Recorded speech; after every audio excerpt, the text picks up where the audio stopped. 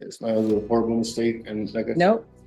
You made choices, not mistakes. No contest plea with a 6-year cap. Now sentencing. Defense brings a former boss and his mother to vouch for change and a welding job. But the state opposes probation and argues these aren't mistakes. They're choices that scared real victims. You had a plea of no contest to count one on October 17th. The court ordered a PSI and TAP evaluation.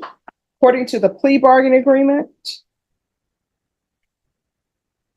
punishment is to be assessed at a cap of 6 years in the prison. The state is opposing your application, and they took several cases into consideration. All right, are both parties ready to proceed? State? Yes, Your Honor. Defense? Yes, Your Honor. Have both parties had a chance to review the PSI report? State? Yes, Your Honor. Defense? Yes, Your Honor. Any objections? No objection, Your Honor. No objection. All right, state, any witnesses? No, Your Honor. Defense, any witnesses? Yes, Your Honor. Defense calls Mike Hernandez. All right, Mr. Hernandez is appearing by Zoom. Any objections from the state? No objection, Your Honor. Any objections from you, Mr. Castro? no, Your Honor. And defense, it's your witness. I'm assuming you have no objection. No objection, Your Honor. All right, Mr. Hernandez, if you could unmute yourself, please. Say it again? All right, could you raise your right hand for me? Oh. Do you solemnly swear or affirm the testimony you give will be the truth and nothing but the truth, so help you God? I do. You can lower your hand, state your name for the record, please. Mike G. Hernandez. All right, defense. Thank you, Judge. Good afternoon, Mr. Hernandez. Can you hear me? Yes. Thank you for being here. I know you're working. Can you tell the court how you know Matthew Castro? He worked for me about 2 years. He worked for me about 2 years, 2015, 2017. And what does he do for you? He started as a helper at the shop, and then he moved up to a welder's helper. And what does that exactly do? What were his tasks? He helps a welder with anything that we're doing, giving him grinders, picking up welds, setting stuff straight for him as the welder's going. And we spoke during the bond hearing. Is he coming back to work for you? Yes, I'd like to get him back. He was doing real good before he left. He started having some problems at home, so we had to let him go. But I want to reinvest what I had going with him and get him going again, get him back to speed where we're at. And I'm sure you know, but when I talked to Mr. Castro and asked him if he was ready to go back to work, he just lit up. Can you tell the court what kind of worker he is? He was on point in time, always ready to go. He always helped us out. And we actually, when he left, it was hard to replace him. So I really need him back. Thank you, Mr. Hernandez. Pass witness, Judge. All right, state. Hi, Mr. Hernandez. My name is Hank Wilkins. I'm one of the prosecutors here. If I ask anything that you don't understand, just let me know and I can try and rephrase it, okay? Yes. So, can you give us the years that Mr. Castro, when did he work for you? What years? Yes, sir. It was between 2015 and 2017. And why did he stop working for you in 2017? He started having problems at home, and I told him I couldn't. I needed somebody who I could, could be more. I didn't want him dealing with phone calls and all that because we're always working, we're always busy, and I needed full attention at work because it's very dangerous some of the stuff that we do, and I needed him to be on more focused on what he was doing. He couldn't do it at the time, so I just had to let him go at that time. Okay. And was that the stuff that was going on at home? Is that in his personal life or was that court stuff? I think it was just personal life. I didn't get too involved. I just know it was affecting my work. Okay. And do you know anything about the cases that he's being sentenced on today? Not too much. I just I haven't heard too much about it. I just know that he was waiting to come back to work if it was possible, and I told him I could use him. Okay. Thank you, sir. I don't have any other questions, Judge. Just briefly, Judge. Yes. Mr. Hernandez, you said problems at home, it was affecting the work, and you mentioned phone calls. Was that his wife calling the work, or what was that? Yes, his wife kept on bothering him, and with us, it's very dangerous. Some of the stuff that we working with the tools are high power stuff, and you got to be on paying attention the whole time. All right. Thank you, Mr. Hernandez. All right, any other questions of this witness? No further questions. All right, is the witness excused? Yes, sir. Yes, Your Honor. All right, thank you so much for showing up, Mr. Hernandez. No problem. Thank you. Any other witnesses? Yes, Your Honor. Defense calls Laura Rivera.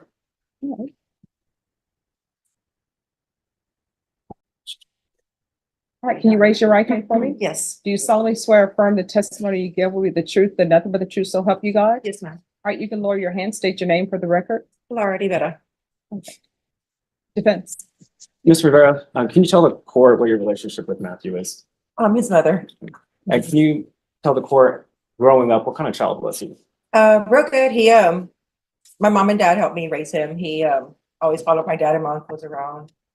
Barbecue, fishing, we did everything. He would always help out, like when they were doing mechanic stuff in the vehicles, he would help out. He always wanted to help out. And They how, called him handyman. handyman? He was little and they called him a little man. Yeah. And how is he in school? He was really good. He was in gifted and talented. I know you hadn't heard that. What is it called today? That's like AP. Yeah, like, he is really advanced in his education. And then after high school, can you tell the court what was going on with Matthew? Well, during school, his older brother, my other son, had been shot in a drive-by, and I was in the hospital with him for a little over a year, but my son was fighting for his life for like 3-4 months, so he started taking it hard and kind of started, and then I was always with my son like 24/7. So him and my she's 23 now, and my 16-year-old were kind of raised with my mom because I was focusing on my son. So he started messing up a little when I tried to, get him back. He started doing good. I took him to counseling and started taking classes. He had gotten through juvenile. But he's doing good. He was doing good. And then he got married and I saw him changing. It's like, it took a big toll on him. It was really, really, really, really toxic, like really bad. And you say changing, what do you mean? Changing, like he wasn't himself anymore. He wasn't outgoing anymore. I would call him and he wouldn't answer. And he was a type that would always, he would call me or he would visit us. And at first she would come with her, but once she got her kids back, everything started changing. I think she started getting stressed out with that she had her 4 kids back and started taking it on him. And how was Matthew with the children? Really good. They love him. As a matter of fact, after the apparent assault that he did, she said, she sent them the documents that she wanted him to be their father legally. To legally adopt Yes. them? Yes, Okay. but he had a good relationship with them. And then you've mentioned your family. What kind of support system does Matthew have at home? Oh, really good. He has his little sister that really looks up to him. Me and my husband. And how does he help his sister? Oh, with homework. Yes. Anytime she would get stuck, he would help her. He's really smart. And then who is Elvia Saucedo? My mom. That's his grandma. Mhm. And then who is She helped me raise him. Mr. and Mrs. Joe Gonzalez? Our neighbors. Okay. And did you get them to create affidavits for Matthew? Yes, I did. You want Just to, a quick little. at this time, defense asks or offers defense 1 and defense 2. No objection.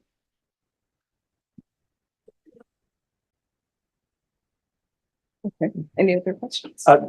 Just briefly. And since Matthew's been home after he got out on bond, what changes have you seen in him?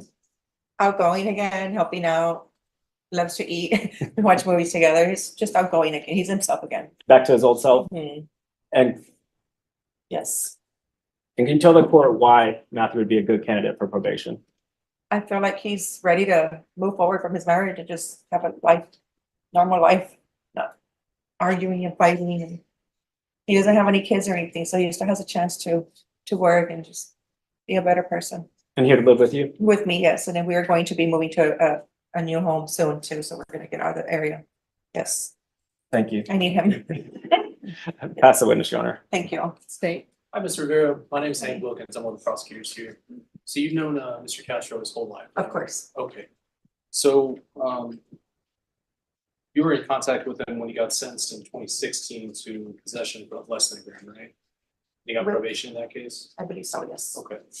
And he wasn't successful on that, was he? No, he was, And so he got sentenced at that point to 6 months, right? yes, And you were in contact with him in 2017 when he got sentenced on burglary of a vehicle, third, right? Mhm. You got 10 months there, right? Okay. And you were in contact with him back in 2014 when he got sentenced on burglary of a vehicle, 4 months and 6 days, right? yes. And back in 2015, you were in contact with him when you got a year probation on burglary of vehicle second or more, right? Yes. Do you know if he was successful on that probation? No, it's not good. Sorry, I can't remember. I don't remember, I'm sorry. Okay. I'm too far. So he wasn't successful on that, right? Or you don't remember? Okay. No. But would you be? Okay, I don't remember, I'm sorry. I'll stand over here so you can. So, would it be surprising to you to know that he wasn't successful on that probation? No, because he was younger, Okay, he was younger. so you got 4 months, you got a 4-month sentence on that.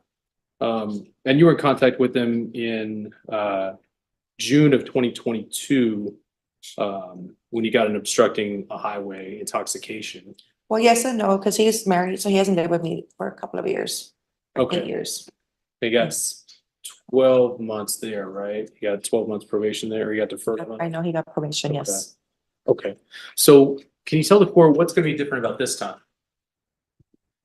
This time, I think he's older, he has a better head on his shoulders now. He was incarcerated for 5 months this time, and I feel like he learned a lot.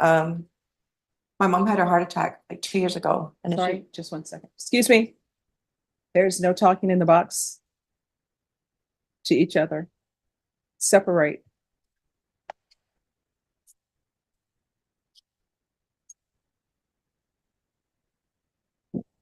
All right, we're back on the record. You can Okay. continue. So my mom had a heart attack about 2 years ago. She had major surgery a couple of months ago, and he's scared. He doesn't want something to happen to her, and he's not there. She helped me raise him, so she's like a mom to him. I feel like that's gonna help him also not want to be incarcerated anymore. So I don't think he's gonna do anything to go back. What year did she have a heart attack? 2 years ago, it was 2021. And so you're aware he's got several charges that we're here for today, right? Yes, And I know you haven't looked at this, but they did a report to help the judge decide. He says he doesn't have substance abuse issues in this. Do you agree with that? I agree. I pass the witness, Judge. No further questions, Judge. All right, thank you. Thank you. Next witness. Your Honor, no more witnesses, but if you would allow, the defendant would like to address the court.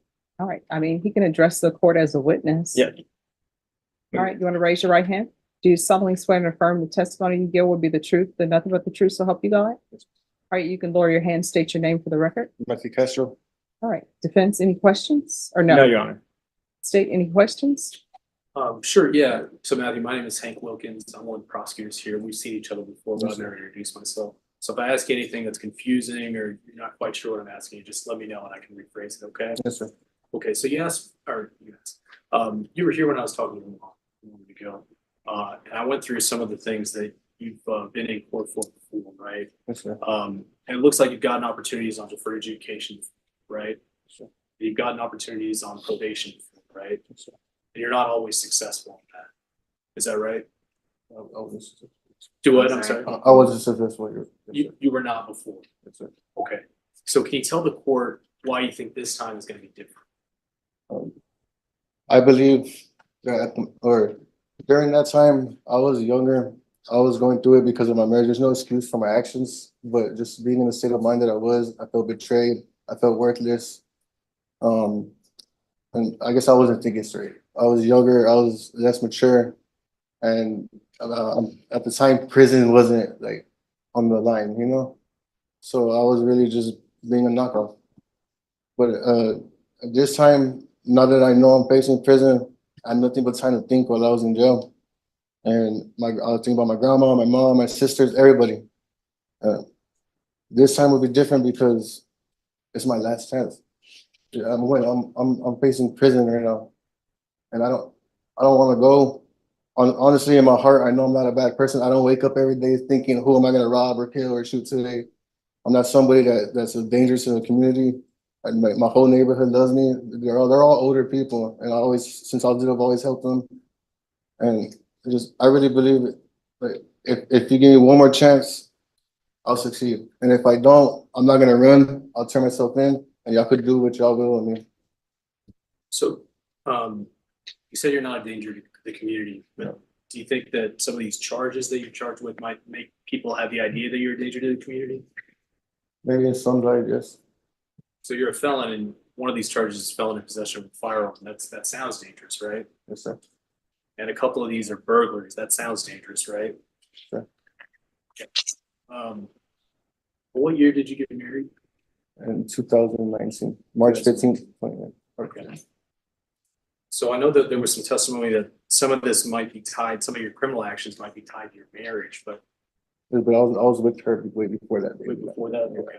Because, you know, if you got married in 2019, but some of these charges are from before that, like how long were you all together? About 7, 8 years.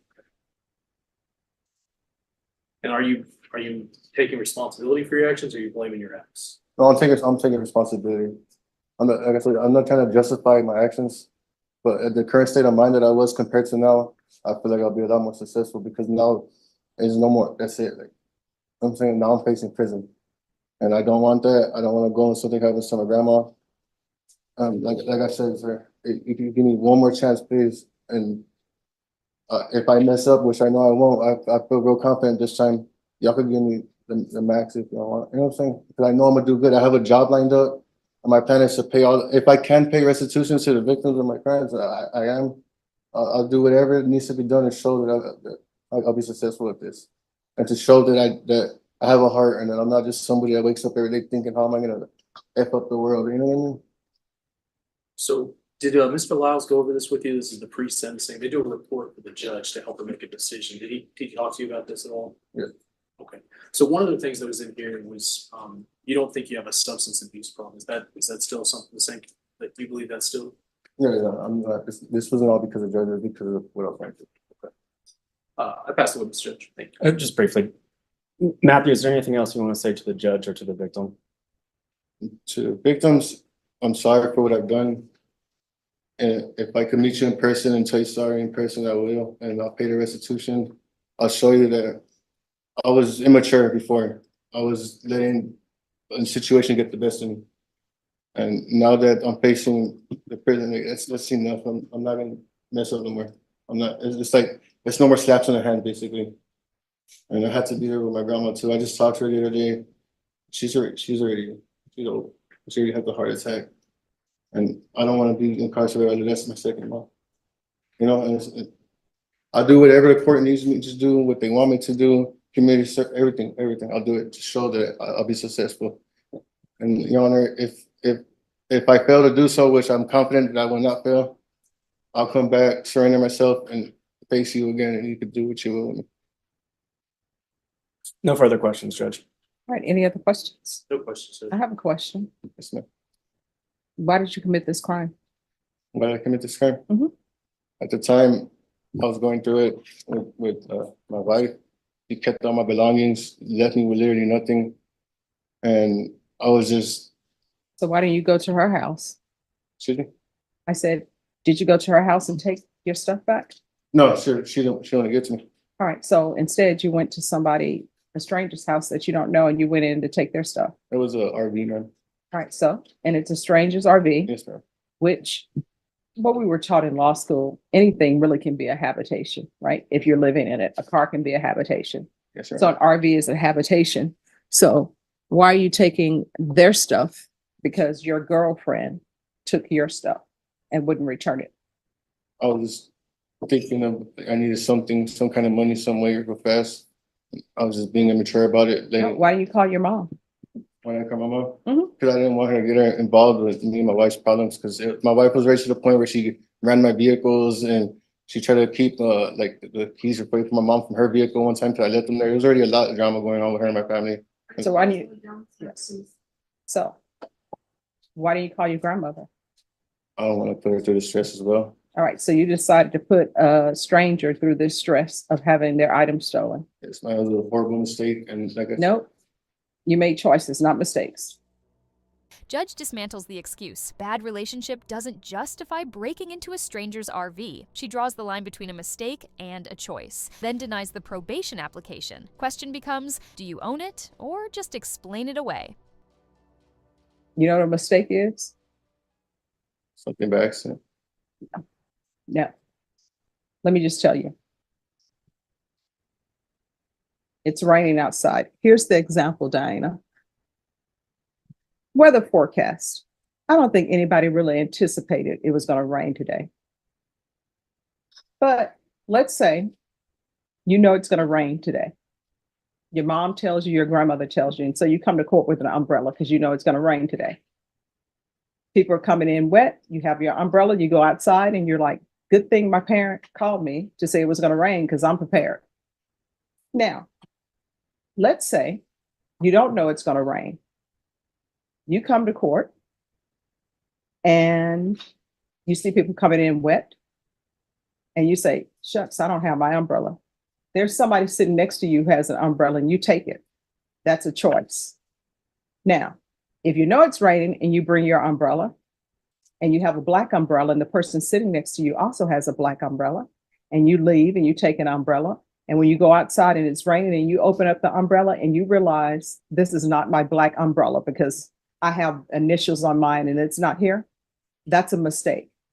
So you going into that person's RV and taking their items, those were choices you made. That's not a mistake. You didn't mistakenly think, oh, this RV is the same color as mine. I'm a little bit intoxicated right now. And I know I always leave the door open and this RV's door is open. Let me go in there. You knew that wasn't your RV.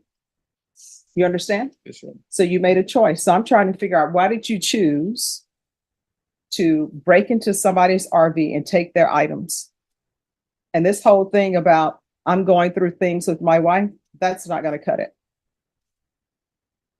Because everybody here has had a bad problem, I'm sure, where they've gone through a bad relationship. That doesn't mean they go out and commit crimes and then want to pass because I was in a bad relationship. So why did you go and take their items? Sure, I needed some money. Money for what? Clothes. Well, you could have called your mom and your grandmother and asked for clothes. I You telling me your mom wouldn't have given you clothing? still would have if I would have told her. the Okay. situation. Yes, ma'am. So I still don't understand. So why are you breaking into somebody's RV? Check their belongings to sell to get money Money for what? for some clothes and anything I needed that day. Okay. All right. Any other questions? No, Your Honor. And I read in the PSI report, he said he didn't think he would get charged. So I'm assuming he didn't think he would get caught. Yes, ma'am. At the time, with my immature thinking. I'm sorry, what? At the time, yes, I was being immature about my choices. And you say you were being immature. How old are you? 28, man. All right. And this occurred. Let me pull up the date.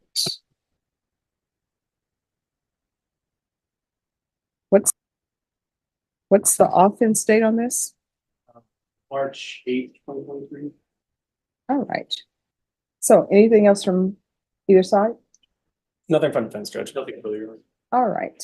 I'm not going to grant his application. I'm going to find him guilty. Does anyone wish to speak to the cap? Yes, Your Honor. And Your Honor, and I appreciate the court's patience. Any delay in this case has been absolutely my fault and not Mr. Castro's. Oh, I don't hold delays against anyone. No, just saying, Judge. Mhm. So Mr. Castro, he actually pled on the first day that he received an offer. Since the time I met him, he's taken responsibility for this. I know he's made bad decisions before and he has a history, but he wants to change his life. He has a welding job set up and he's ready to get back to where he can contribute to society. And if this means that he has to do some time, he's willing to accept that. We would ask just for the 2 years, because whenever he does get out, Judge, I know he's going to be able to go get a job and be a contributing citizen. He has removed him. I can attest he's removed himself from a bad situation. You heard Mr. Vera testify how he's changed. I could even see that. I've never seen a client, when I mentioned working, when he was getting out on bond, how them light up and how excited they were. He's the only client I've ever seen that happen with. So Judge, we just ask that you give the minimum 2 years, let him do his time and be able to get out and contribute to society. All right. And in the PSI report, I see that restitution for Mr. McDermott, DERMAIN, that was never given. The only restitution amount I see is for Richard Pacheco. And that's for the expense of the tow truck and fixing his truck. Is there going to be any objection Nothing from defense, Judge. to the $800? Your Honor, I think we've tried to reach out to Mr. McDermott and haven't been able to get a response as to about restitution, Judge. All right, and state with regards to sentence? Judge, it's a cap of 6 years is what we agreed to. We're asking for the 6 years. As I talked about with some of the witnesses, these are inherently scary crimes. I don't know if there's a better way to put that, but breaking into where somebody lives, that's a scary thing. The reason that we have laws against felons walking around with handguns is because it's a scary thing. It's inherently a dangerous crime, Judge. These are not victimless crimes that the defendant's accused of. So we are asking for the 6 years, Judge, and these are like the court talked about with the defendant. These are not mistakes; these are choices the defendant made. So that we're asking for the 6 years, Judge. All right. As previously stated, the court is finding you guilty. I'll take into consideration 2023 CR 8110. There's to be restitution of $800 to Richard Pacheco. Court is going to sentence you to 5 years in the prison and give you credit for any time served. And Judge, we would ask the court if Mr. Castro could have some time to get his affairs in order and then turn himself in. He's been on bond and hasn't had any issues. No. I'm going to show you what's entitled Trial Court Certification of Defendant's Rights to Appeal. Did you review that with your attorney? Did you understand it and did you sign it? Because this is a plea bargain agreement, because I followed your plea bargain agreement, and because you waive your right to appeal, you do not have the court's permission to appeal. Because this is a felony conviction, you're not allowed to own or possess any weapons or ammunition. If you have a question over what a weapon or ammunition is, you'll need to speak to an attorney. Do you understand? All right, we can go off the record. Mr. Castro, I want to let you know I did review everything and take in consideration your employment and that you're saying that you've changed. When you go to prison, do not become institutionalized. At the prison, you can still pick up different trades. You can actually get a college degree at the prison and it's free. So you can work on that. And then when you get out, I'm sure Mr. Hernandez, if he was willing to take this risk with you working for him, I'm sure he will do it again. When you get out, stay on the track to become a welder. You understand? All right, good luck to you. Outcome: the court denies probation, finds him guilty, orders $800 restitution, and sentences 5 years in prison within the 6-year cap. Judge warns him not to get institutionalized and to use prison to learn trades or even earn a free degree. Follow for more.